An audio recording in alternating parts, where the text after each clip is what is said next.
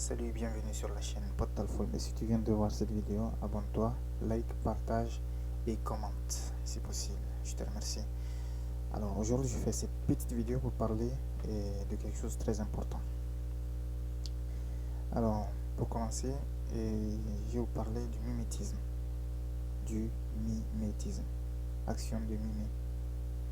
C'est-à-dire de faire comme ce que fait ton adversaire ou ton ami ou quelqu'un que tu connais pas. Mimer quelqu'un, faire comme lui. Alors, j'ai découvert en économie, c'est le premier terme. En économie, que ce soit en économie ou en psychologie, c'est le premier terme qui m'a beaucoup marqué en fait et qui m'a beaucoup étonné lorsque je l'ai découvert sur le plan psychologique et économique. C'est le mimétisme.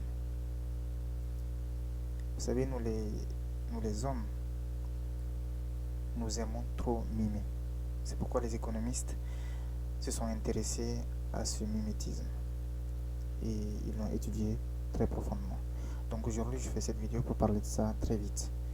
Et c'est pour parler aussi du sujet que certains individus adoptent souvent, des musulmans en particulier, c'est-à-dire dévoiler leurs péchés.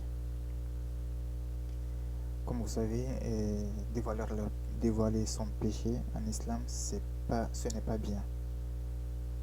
C'est déconseillé et ce n'est pas autorisé. Donc, je parle de ça et pour encourager des gens qui le font à ne plus le faire, à ne plus le faire au vu et au su de tout le monde.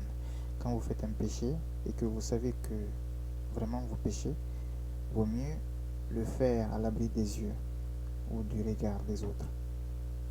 Pourquoi? C'est pour cela que j'ai parlé du mot mimétisme. Parce que nous les individus, nous les hommes, nous aimons mimer, nous aimons imiter les gens. Donc voilà, je vais vous faire écouter un petit passage d'une vidéo d'un imam qui parle de ce sujet. Donc voilà, à tout de suite et bon visionnage. Bien fait, c'est à ce moment précis que l'on se rend compte de l'importance de celui-ci. Et donc, ils vont décider de le mettre dans un puits. Et pour cela, le Créateur utilise encore une fois un terme très important. Le verset nous dit le Créateur ne dit pas telle personne a dit, il dit l'un d'entre eux a dit. Ceci pour nous dire, et sachez-le, le Créateur protège sa créature. Le Créateur met un voile sur les péchés de sa créature. Lorsque tu pêches, Allah subhanahu wa ta'ala te préserve. Ne te dévoile pas au grand jour. Momentanément. Vous entendez? Momentanément. Tant que tu ne récidives pas, Allah te cache. Parce qu'un homme qui venait de commettre un larcin, un vol, a été arrêté à l'époque de Ali, karamallahu wajhah. Il est amené devant Ali et cet homme va se défendre et lui dire: je te promets, c'est la première fois que je vole.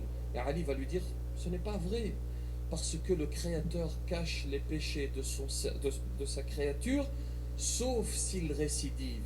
Et donc, étant donné que les frères de Youssouf vont commettre ce forfait, pour l'instant ils n'ont pas récidivé, le Créateur va les cacher dans le Coran.